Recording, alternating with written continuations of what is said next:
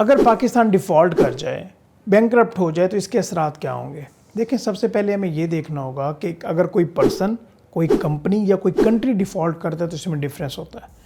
कोई पर्सन या कंपनी ये कहे कि जो लोन मैंने लिया हुआ था, मेरे पास पैसे ख़त्म हो गए, मैं उनको रीपे नहीं कर सकता, तो इसका मतलब ये होगा कि वो बैंकरप्सी जो है वो फाइल कर रहे हैं। अभी ये मैटर जाएगा कोर्ट में और कोर्ट ये डिसाइड कर सकता है कि हाँ भाई आपके पास पैसे नहीं हैं, कोई बात नहीं, जो कंपनी के एसेट्स हैं या पर्सन के एसेट्स हैं वो हम लिक्विडेट कर देते हैं, सेल कर देते हैं, और जो क्रेडिटर्स हैं उनको पैसे दे देंगे। तो वो फोर्सफुली ये करवाया जाएगा ताकि लोन की रिपेमेंट हो। But on the other hand हम यही बात करें कंट्री की, जिस तरह के पाकिस्तान है, यूएई से लोन लिया, सऊदी अरेबिया से लिया, चाइना से लिया, आईएमएफ से लिया। अभी पाकिस्तान की गवर्नमेंट ये डिक्लेयर करती है कि पाकिस्तान के जो फॉरेन रिजर्व्स हैं, सारे डॉलर्स हैं, वो सारे ख़त्म हो चुके हैं और हमारे पास हिम्मत नहीं है कि हम उनको रीपे कर सकें। तो इसको हम बैंकरप्सी कहेंगे कि एक कंट्री जो है वो बैंकरप्सी डिक्लेयर कर रहा है। और यहाँ पे ना तो कोई इंटरनेशनल कोर्ट अवेलेबल है, ना कंट्री को कंपेल किया जा सकता है कि भाई आप इनको रीपे करें, और कोई ऐसी सिक्योरिटी भी नहीं है। हाँ, ये हो सकता है कि उस कंट्री के अगर कुछ एसेट्स फ़ॉरेन में अवेलेबल हैं तो वो उनको सीज़ कर लें।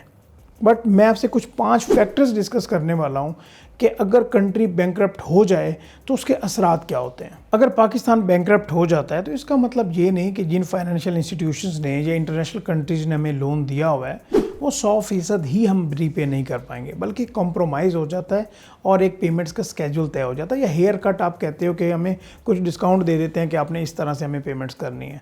बट अगर मैं पॉइंट्स की बात करूं कि इसका हमारी इकॉनमी पे क्या असरात होंगे, तो नंबर 1 पॉइंट ये है कि ट्रेड बैरियर्स।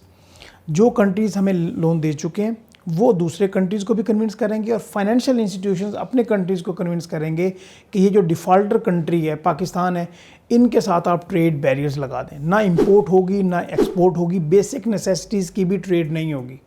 पाकिस्तान की अगर मैं बात करूं तो ऑयल और एनर्जी हमारा सबसे इम्पोर्टेंट ट्रेड है, जो कि हमें करनी ज़रूरी होती है ट्रेड इंपोर्ट के लिए। अगर हम ये इंपोर्ट नहीं करेंगे तो हमारी इकॉनमी किस तरफ जाएगी? हमारी इकॉनमी बिल्कुल बैठ जाएगी, इकॉनमी का पहिया नहीं चलेगा, इंडस्ट्रीज़ नहीं चलेंगी, और हमारी इकॉनमी की सूरत हाल दिन ब दिन बिगड़ती चली जाएगी।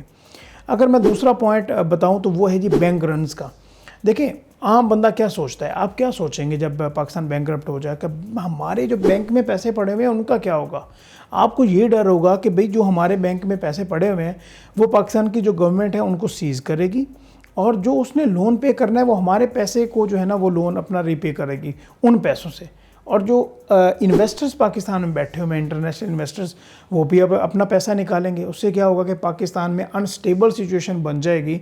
क्या होगा इससे?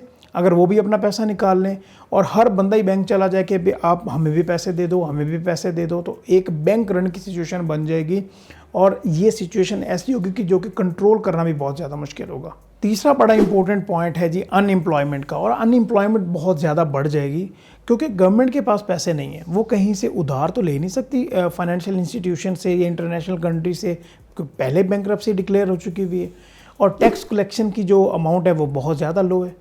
और प्राइवेट फर्म्स भी ये देखेंगी कि इकॉनमी की क्या सूरत हाल चल रही है, तो उनके पास इतने पैसे अवेलेबल नहीं होंगे कि वो अपने वर्कर्स को, अपने एम्प्लॉयज़ को ऑन टाइम पेमेंट कर सकें। और पाकिस्तान की बजट की आप सूरत हाल देखें कि हम डिफेंस पे कितना खर्चा करते हैं। पहले हमें ये भी देखना होता है कि हमारे एक्सपेंसेस कितने ज़्यादा हैं और हमारी इनकम कितनी है, यहीं से तो डेफिसिट निकलता है। जब ये देखा जाएगा कि हमारे जो वर्कर्स हैं उनको हम पेमेंट ही टाइम पर नहीं कर रहे हैं, तो एक नेगेटिव सेंटीमेंट इकोनॉमिक सूरत हाल में पैदा होगा, और जो कंज्यूमर गुड्स हैं वो किस तरह से आगे चलेंगी और मार्केट का पहिया किस तरह से चलेगा। ऑब्वियसली बात है, तो इस तरह से अनएम्प्लॉयमेंट का एक बहुत बड़ा साइकिल चलेगा, और जो कि अनसर्टेनिटी की सूरत हाल इख्तियार कर जाएगा। चौथा पॉइंट बड़ा इंपॉर्टेंट है कि जब भी कंट्री बैंकरप्सी डिक्लेयर करता है तो जो स्टॉक एक्सचेंज होती है सबसे ज़्यादा मुतासर होती है। जो उसमें इन्वेस्टर्स होते हैं वो अपना पैसा खींचते हैं, और मार्केट कैपिटलाइजेशन का 40 to 50% जो हिस्सा है वो वाइप आउट हो जाता है। आप ये देखें कि अगर 40 to 50% मार्केट कैपिटलाइजेशन ख़त्म हो रही है तो इसका इम्पैक्ट कितना जा रहा है, और उससे रुपया जो है वो कितना डिवैल्यू होगा। और हमारे पास क्या इतने पैसे अवेलेबल होंगे कि हम किसी मुल्क से इंपोर्ट कर सकें अपने बेसिक नेसेसिटीज़ की चीज़ें? हमारा मुल्क तो इस सूरत हाल पे है कि हम जो बेसिक चीज़ें अपनी, लाइक गंदम है, ऑयल है, खाने का ऑयल, ये वो भी हम इंपोर्ट कर रहे होते हैं। और फिफ्थ पॉइंट जो है वो भी बड़ा इंटरेस्टिंग है कि हमारी जो बोरिंग कॉस्ट है वो बहुत ज़्यादा बढ़ जाएगी। क्योंकि हमें ऑब्वियस सी बात है कि फाइनेंशियल इंस्टीट्यूशंस के पास जाना ही पड़ेगा, इंटरनेशनल कंट्रीज़ के पास जाना पड़ेगा। तो एक तो बोरिंग कॉस्ट बहुत ज़्यादा बढ़ जाएगी, इंटरेस्ट रेट बहुत ज़्यादा होगा, बैंक जो होंगे वो भी बंदों को भी कंपनीज़ को भी बहुत ज़्यादा इंटरेस्ट रेट पे कर्जे देंगे। और इसके अलावा पाकिस्तान को कुछ ऐसे डिफ़िकल्ट डिसीजंस करने पड़ेंगे। फॉर एग्जांपल पाकिस्तान के बहुत प्रेशियस एसेट है, जिस तरह के न्यूक्लियर है, फॉर एग्जांपल न्यूक्लियर प्रोग्राम है जी, उसको हमें देना पड़ सकता है। उसके अलावा बाकी कुछ एसेट्स हैं उनको देना पड़ सकता है, जिसमें पहले तो हमने पता नहीं क्या किया अपने एयरपोर्ट्स तक प्लज करवाया हुआ है और वो हमने गारंटी के तौर पे दे के हमने लोन्स लिए हुए हैं। तो इस तरह के डिसीजंस करने पड़ सकते हैं और इसका इम्पैक्ट जो जनरल पब्लिक पे आएगा वो बहुत ही ख़तरनाक होगा। आप ये देख सकते हैं कि जो कंट्रीज़ पहले बैंकरप्सी का शिकार हो गए हैं, अभी रिसेंटली भी आपके सामने है, तो वहाँ पे किस तरह के हालात हैं। अगर इनकी सूरत हाल देखी जाए तो उनके पास इतना पेट्रोल अवेलेबल नहीं है कि वो जनरल पब्लिक को उनकी डिमांड के मुताबिक पेट्रोल की ज़रूरियात दे सकें।